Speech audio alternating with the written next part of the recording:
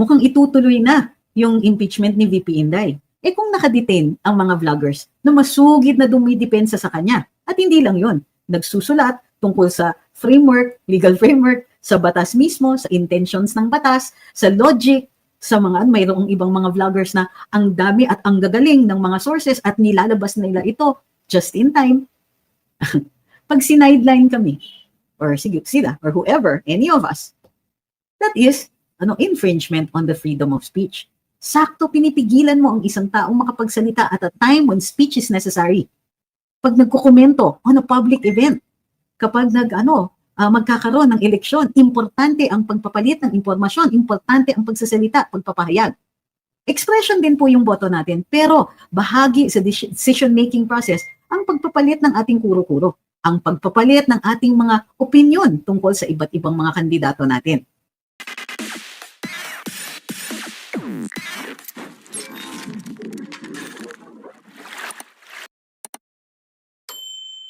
It means na ang pag pinupuntirya na nila yung pinaka-basic, yung wala na nga tayong ibang hinihingi, it is time to be worried.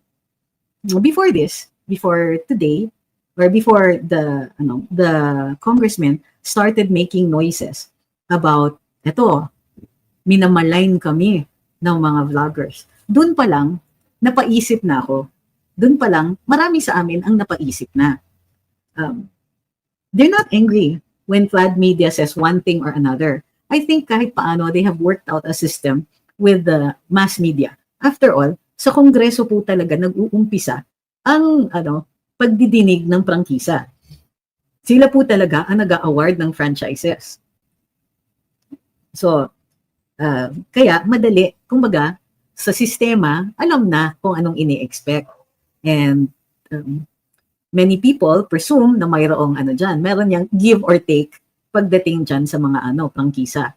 Marami na kaming narinig ng mga kwento tungkol dito na kung ano-ano ang hinihingi in exchange for a franchise. Hindi ganong kadali in the previous administration, pero ngayon, ibang usapan. Lalong-lalo na kapag ang pinag-uusapan, pagka nakikita natin ang mga kongresista ay masyadong sensitive sa, I can't say naman masyadong sensitive. Meron naman po talaga kasing mga nagsasalita ng galit na galit sa kanila. Pero, ang Constitution kasi, ang saligang batas, ang tawag natin dyan, the great equalizer. Kasi, pagka tinignan ninyo, ang mga kongresista, they have all the powers. Nasa kanila ang kapangyarihan na ipatawag tayo, nasa kanila ang kapangyarihan na i-cite tayo in contempt. They have, and they constantly remind us that they have the power of the purse. Sa pag-cite in contempt, nakita naman po natin na ginagamit talaga nila itong power na ito. And minsan, questionable kung ay naaayon ito sa due process. Kasi requirement din po ng due process na kahit bigyan mo ng pagkakataon na sumagot o magpaliwanag yung iyong saksi, kailangan ang pag-judge mo, whether or not contemptuous ang behavior, ay by an impartial judge. O at least ang pagkilatis mo ay naaayon sa mahigpit na standards. After all, you are depriving a person of liberty. Hindi natin nakikita yung mga ganyan. Ang nakakatawa pa dyan is, after all the powers that they have, the power of the purse, the power to cite in contempt, parliamentary immunity, sensitive pa rin sila or gusto pa nilang i-control pati yung sinasabi natin.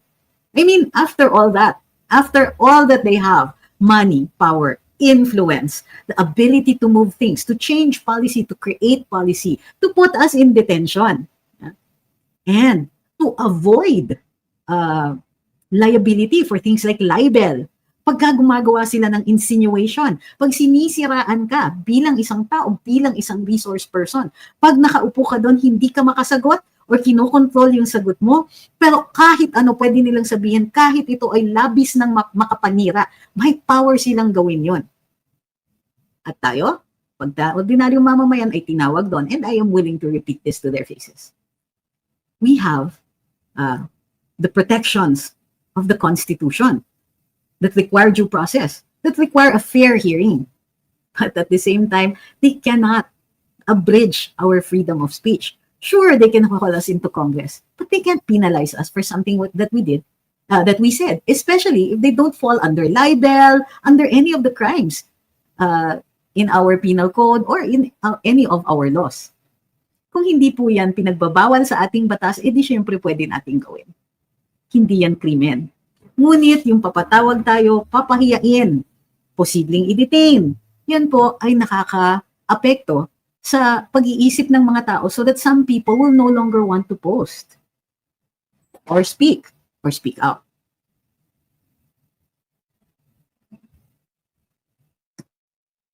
Ang tawag sa ganun, chilling effect. Kung mayroon silang ginagawa at related ito sa content sa ating sinabi, pinublish, pinost, at ang binabatikos nila ay yung content ng pagpapublish at pagpo-post na yon. Ito po ay dapat striktong titignan ng ating Korte Suprema. Hindi nila basta-basta papayagan yan. Hindi nila basta-basta hahayaan ang ganyang klaseng mga gawain na makakapagpigil o magre-resulta ng pagpipigil ng ating pagsasalita, pagpapahayag, pagpo-post, pagkukomento. Bukod pa dyan, syempre suspicious yung timing, di ba? Nalaman natin ngayon, mukhang itutuloy na yung impeachment ni VP Inday. Kung nakadetain ang mga vloggers na masugid na dumidepensa sa kanya, at hindi lang yon, nagsusulat tungkol sa framework, legal framework, sa batas mismo, sa intentions ng batas, sa logic, sa mga mayroong ibang mga vloggers na ang dami at ang gagaling ng mga sources at nilalabas nila ito just in time. Pag sinideline kami, or sige, sila, or whoever, any of us, that is infringement on the freedom of speech. Sakto pinipigilan mo ang isang taong makapagsalita at a time when speech is necessary. Pag nagkukomento on a public event, kapag magkakaroon ng eleksyon, importante ang pagpapalit ng impormasyon, importante ang pagsasalita, pagpapahayag. Expression din po yung boto natin, pero bahagi sa decision-making process ang pagpapalit ng ating kuro-kuro, ang pagpapalit ng ating mga opinion tungkol sa iba't ibang mga kandidato natin. Ito na ang modern Marcos. Yung panahon ni Marcos Sr., anong ginawa? Yung ibang mga pahayagan, tinake over. O kinuha ng ilang mga cronies. So lahat ng mga pahayagan, hosana-hosana lang kay Marcos Sr. Ngayon po, o kaya yung mga taong buong tapang o na nagsasalita laban sa Pangulo, whether it was for their personal political gain or whatever, ay, panahon ng martial law, nakukulong yung mga yun. Yun, sabi ni Tio Moreno, taray ni Tio, tignan niyo yung sabi niya. Sabi ni Tio, hi Tio, we cannot afford to be cited in contempt. We are already judged. How come Emerald Ridao is not invited? Which is over 15 years of experience in social media management and content creation. Siya dapat i-invite kasi knowledgeable. Kulang ka ng quotation marks, Tio. Ewan ko ba ang ating Pangulo? Sabi ni Ma'am Beth, oo nga, this week po daw itutuloy ang 3 impeachment complaints ni VP ISD. Nandun po kasi sa pangangalaga, tinanggap po ng SecGen. At dapat, fino-forward niya at the earliest possible time. Kaya lang wala naman nakalagay kung ano ang standard ng pinakamadaling panahon. So, awa ng Diyos, December 2 yung unang reklamo, lampas na ay 2 buwan na. At ayan pa rin, sa pangangalaga pa rin ni SecGen. Sabi niya, kasi nagpapaintay yung mga ibang congressman, may pang-4 daw na reklamo. Last week, binigyan na niya ng taning, hanggang next week na lang. That was last week. So sabi niya, this week, itutuloy na daw.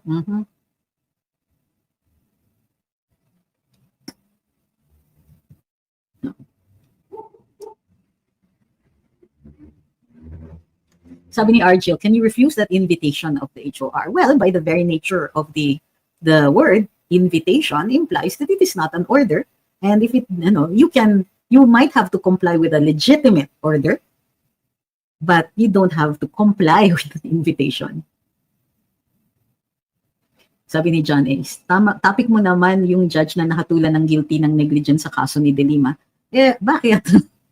So nahatulan siya ng simple negligence kasi hindi daw agad-agaran na niresolba ang kaso ni Senator Laila De Lima at umabot daw po ito ng ilang taon. Pero, imbis na gross negligence dahil sa tagal, simple negligence lang po at kinain siya ng 34,000 pesos. Hindi naman po matatanggal sa pwesto ang naturang hurado at hindi naman po yata tayong aside from that, yun lang po ang naging penalty. Para sa akin, kung totoo naman at hindi ma-justify yung katagalan bago nag-decide ng kaso, then I suppose, okay na rin, fair naman din. Pero that doesn't mean, however, na naniniwala ako na hindi guilty si Senator Laila de Lima. Pero ang hatol naman sa kanya ay dismissal ng kaso. So wala rin tayong magawa doon. But in our minds, we know. We know.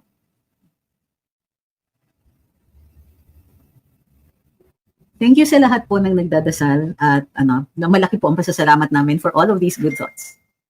Po masyado mag-aalala. Sabi ni Odi, grabe, di na nakatanggap ng sweldo si Colonel Grijaldo kaya't nagrereklamo na ang kanyang asawa kay Senator Bato. Oo nga, kasi medyo naman yun, hindi naman siya officially suspended. Kapag siya po ay suspended or preventively suspended, saka lang siya hindi dapat nakakatanggap ng sweldo. Kung i-argue ng PNP na hindi naman siya nagtatrabaho, immovable force, alangan naman hindi magpasakop si Colonel Grijaldo sa Kongreso.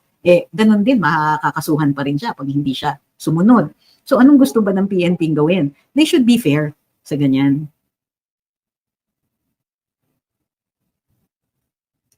Sabi ni notification, ang baba kasi ng standard sa pagboto.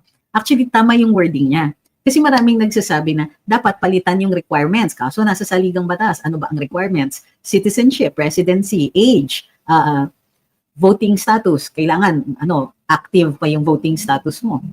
So, ilan lang yan? Five yata yung requirements: age, citizenship, residency, age, ability to read and write. So maraming may gusto na, palitan natin yung mga standards. Pwede naman tayo mag-set ng sarili nating standards, di ba? Huwag na yung saligang batas ang palitan. Kasi sa totoo lang, it would be unconstitutional to demand an educational requirement of our elected officials. Ewan ko kung bakit. Sabi ni Jacinto, wala nang freedom of speech. Pero bakit pag makakaliwa, pwedeng magpahayag at pwedeng kutyain ang past administration. Pero pag BBM admin, hindi pwede. Diyan nga tayo papasok sa diskusyon ng fairness.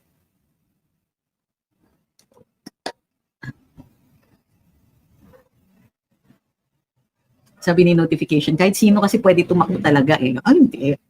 Kasi you have to have all the qualifications and none of the disqualifications. Meron nga iba diyang mga kandidato, ewan ko kung paano sila nakakalusot. Pero may disqualification, dinismiss, sinabi ng COMELEC, wala kaming jurisdiction, pero syempre lumabas ang desisyon nila tapos na ang eleksyon. Hindi mo masyadong halata.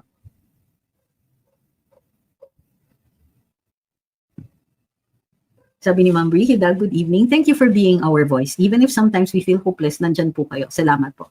Well, we're reaching that point when we have to start making decisions. How patriotic are we?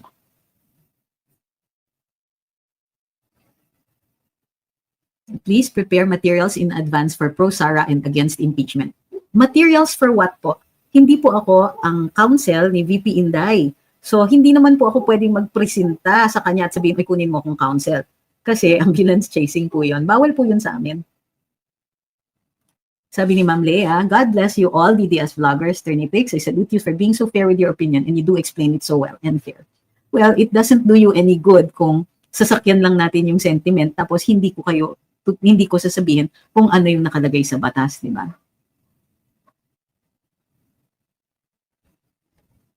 Okay. Sabi ni Jessel Joy, si Franz dapat di yan pwedeng tumakbo, convicted yan, di ba? Opo, pero hindi pa po final yung conviction niya.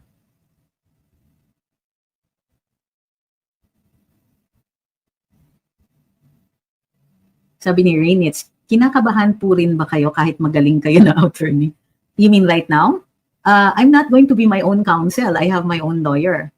Kasi hindi naman tama yun na ikaw ang mag-aabogado sa sarili mo. Kung at the last minute, magpanik ka, patay yung depensa mo, di ba? Sabi ni Bingsky, yung pang-fourth ata yung pirmahan sa Kamara, mukhang nahirapan silang makuha dahil malapit na ang eleksyon. Sabi ni Mike Felix, kasama po ba pangalan nyo sa 40 vloggers na pinatawag? Ako nga yung unang-una, di ba? Hindi sa list doon sa Inquirer. Ibang paragraph po ako. Pero sa pinadala ng invitation, nauna kami ni Fafi Mark.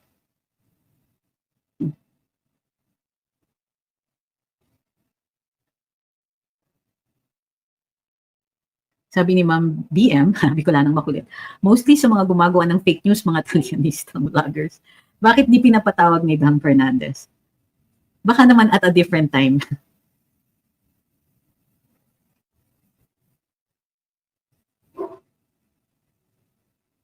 Sabi ni Ray Lim, thank you for fighting for the freedom of speech. Nasasaktan na sila, kaya gusto nila takutin kayo to stop speaking the truth.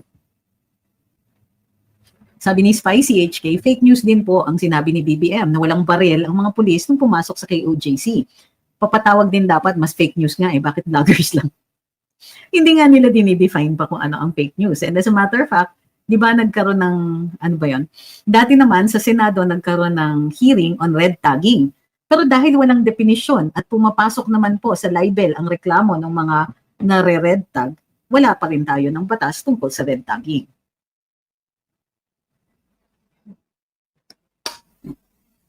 Sabi ni JRP Creatives, is it open for everyone to attend and watch at Batasang Pambansa tomorrow? I'm planning to go there to watch and support all of you there sa loob ng Congress. Well, I think the venue isn't large enough for just anyone. Normally yata, you have to tell them in advance para mag-guarantee na nasa listahan kayo. Sabi ni Beetlejuice Pamplona, Filipinos, wake up. We have rights. No one can take it out from us. God bless Paterni and sa lahat ng maiisog na Pilipino sa loob at labas ng bansa.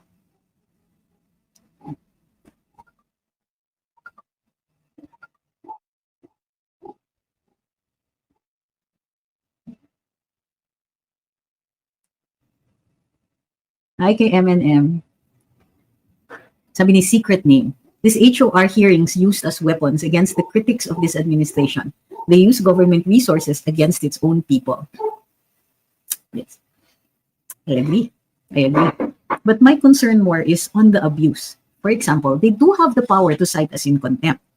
Pero, ang ginagawa nila, kahit let's say, they will give you a semblance of due process. O sige, explain mo nga kung bakit ganyan. And then no matter what your explanation is, you're still found in contempt, diba? They know also that before we can question it in court, of course, and we could even win. The problem is, by the time that happens, ilang araw ka nang nakakulong. You have been deprived of your liberty. Sabi ni Dexterity Studios, ganyang kaimportante at delikado sa kanila ang mga vloggers sa panahon ngayon. Well, sabi ni Bernadette, salute with Senator Bato, tinalakan talaga niya ang PNP dahil sa ginawa ng Quadcom kay General Grijaldo. Mga sunod-sunuran kasi sa mga congressman.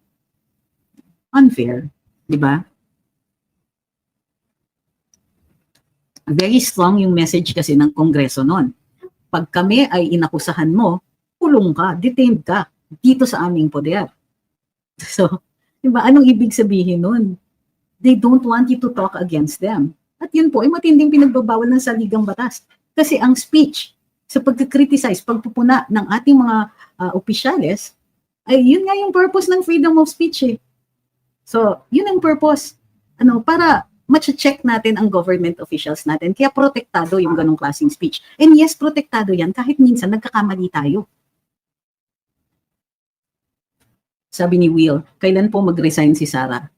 Tomorrow in your dreams. Of course, she's not going to resign. May mandato siya. 32 million ang bumoto sa kanya. So, yung mga pasimple mong ganyan, di yan uubra. Sorry na lang.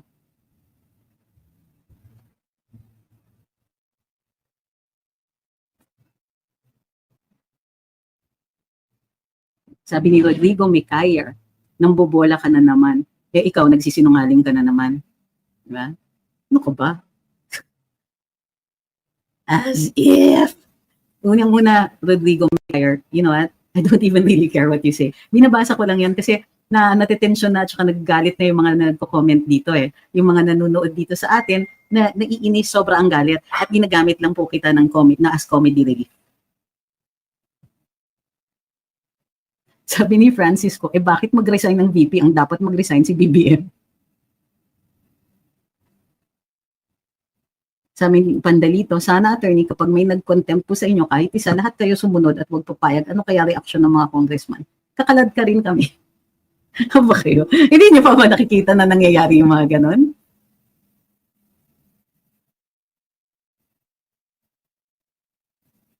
Ano ka ba? Hello, para dun sa mga late po ang dating, kanina pa po namin pinag-uusapan itong tungkol sa patawag ng Kongreso. Sabi ni Yujiko, ang ganda ng glasses mo, nakakabagets. Anti-blue light lang po yan, walang grado.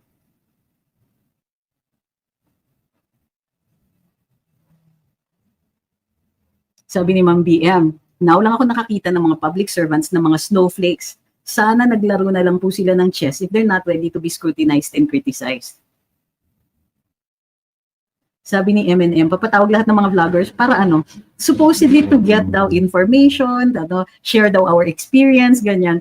Naku, dalang-dala na ako sa mga ganyang klaseng invitation. Share your experience, ha? Yun din ang sabi nila dito kay Attorney Harry Lauke pagkatapos nauwi sa sa contempt. No, sabi ni Tisay, pwede po ba ang Supreme Court ang mag-file ng impeachment kay Marcos? Hindi po talaga pwede. Matinding bawal yon. Nakalagay doon sa ating saligang batas ang mandato ng Korte Suprema bilang judikatura, yung part of the judiciary or the judiciary siya. So they decide cases and controversies brought before them or matters on grave abuse of discretion.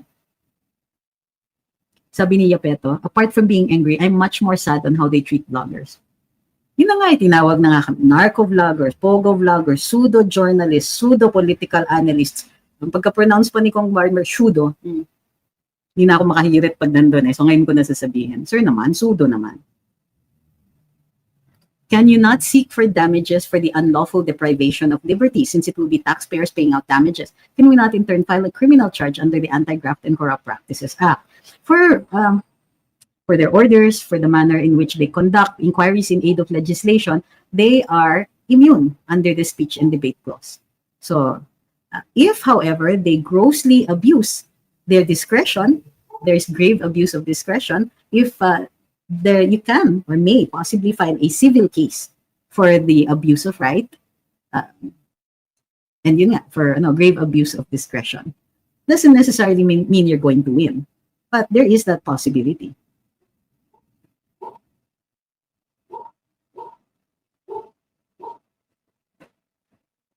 Sino po ang counsel niyo tomorrow? Si Attorney Paul Laguatan, yung sumama sa akin sa NBI.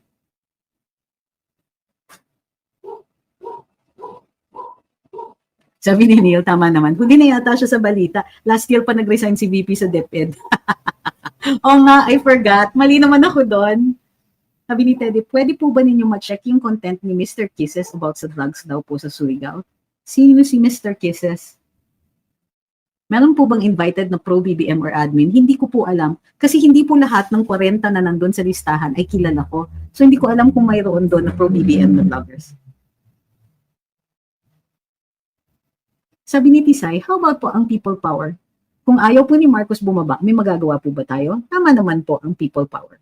Kasi kinikilala naman yan ng ating saligang batas. It's kumbaga extra-constitutional, pero ang ating 1987 Constitution ay bunga ng 1986 na People Power Revolution. So, ang kailangan po talaga kasi for people power is critical mass. Kaya nga po, tuloy-tuloy ang salita at pahayag natin. Kasi ito yung paraan para magpadami tayo. Kasi there has to be so many people. Ang estimates daw nila, ay between 1 to 3 million people ang nasa EDSA noong 1986. At napatawid nila ang military from being ordered to shoot or to go into the crowd to intimidate them to disperse. Bumaliktad ang military. So you need a big cross-section of society to be there and to participate. So, yun po. Pwede naman ang people power. Pero the reason we continue to speak is to make sure that yung mga kababayan natin, alam nila ito. Kaya nga po, nagpupulong-pulong yung mga dilaw, yung mga pink and all that kasi nakakakita sila ng pagkakataon. Iniisip nila, habang magulo, marami sa ating galit kay BBM, magkikreate sila ng so-called third force. So, kailangan, mas marami rin tayo sa kanila. Well, right now, tayo talaga ang biggest group. Pero hindi po lahat ay nakikilahok sa pagpapalitan ng ating saloobin, ng kuro-kuro, and so on, tungkol dito sa political situation sa Pilipinas. Kaya matagal na po namin sinasabi yan. Ito ay bunga ng direktiba actually, encouragement ni dating CABSEC John Evasco na siya pong kinatawan at namumuno sa maisog. Ang sabi niya, ang ginagawa natin ay para dumami tayo. Nang sa gayon, kung sakasakaling magkaroon ng either election o people power or anything like that, tayo po ay ready dahil madami tayo. Okay, who's fighting who? Suki? Who are you bullying? Suki? Come here. Nagsusungit na naman yung isa kong cat. Si Suki talaga ang biggest bully dito. So, Suki cat, I knew it was you. I knew it. Who did you fight with? O, talaga lang. Napakilala ko na ba sa inyo si Suki? Come here. Ang sungit. Ano na naman ang sinusungit mo dyan? Come here. Come on, everybody should see my sungit cat. Okay, this is Suki. And ayan, susungit. Stop fighting!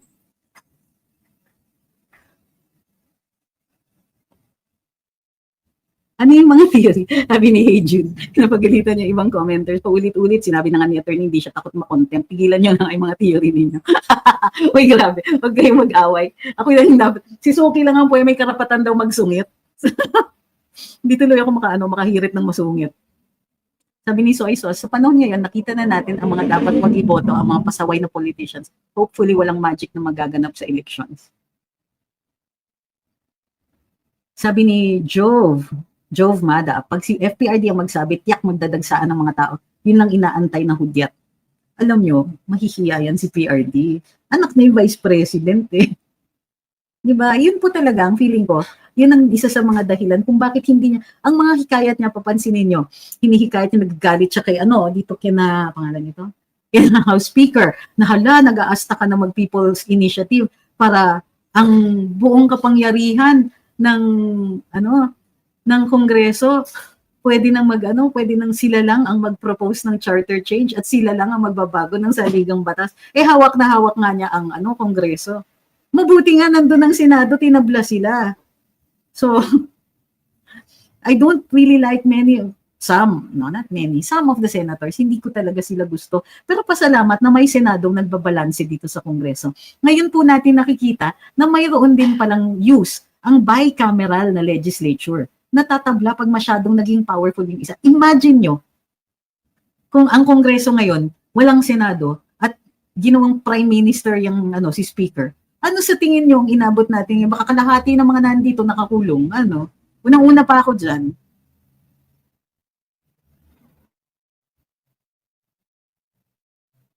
Sabi ni Weno naman, isa din sa plan nila yan para manahimik na mga Duterte defenders. Di ba pwedeng maliban sa pag-defend sa mga Duterte ay pinaglalaban din naman ang mga karapatan natin? Oo naman. Di ba?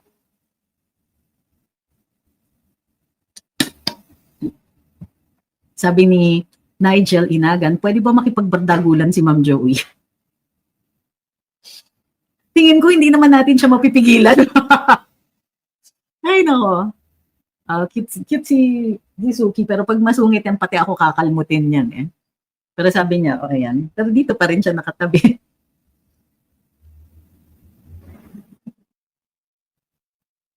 Sabi ni Liana, ang dami naman ng 40, baka plano nila pa ubutin ng madaling araw ang hearing. Sila naman ang mapapagod doon.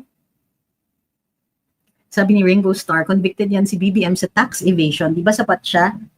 Dapat siya ang mapatalsik sa pwesto. I think it wasn't tax evasion kasi may kulong po yun eh. Ang was doon sa kanilang tax case, nakatulan yata sila na magbayad ng ilang bilyon yata. Basta malaking amount ng arrears daw sa taxes. Pero nagkaroon kasi ng issue yun. Doon sa kanilang pag-file, kung hindi ako nagkakamali sa Court of Tax Appeals, tapos umabot yata sa Korte Suprema. Sa Korte Suprema natalo sila kasi ang contention nila, kinuha nyo na nga yung property, hindi nabenta ng PCGG. So bakit daw sinisingil sila? Kung di ako nagkakamali, sinisingil sila sa balanse. Paano kasi singil ng balanse kung hindi mo pa nabenta yung property? So, dapat by this time, may writ of execution na ginagamit ng PCGG, yung writ of execution na yon, na kumuha ng ibang mga property para masatisfy yung tax arrears.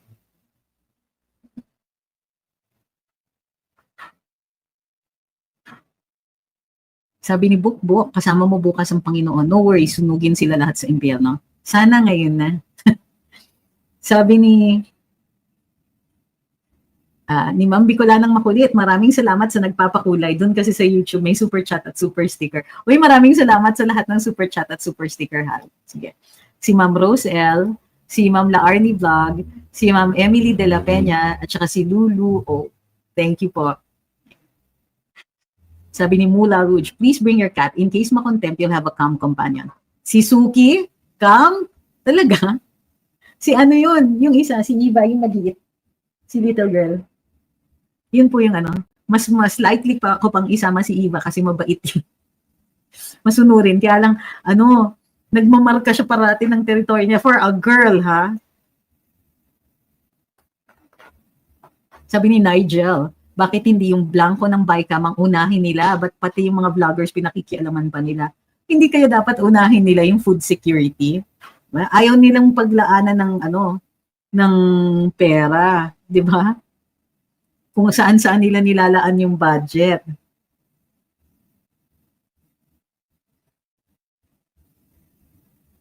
Sabi ni Vernil, feeling ko maghahanap ng paraan ang PRICOM na makontempt ka, makulong, midterm elections is fast approaching at alam nila malaki ang impluensya mo sa mga botante para magising sa kabalastugan ng mga pangangkat buhay. Wow.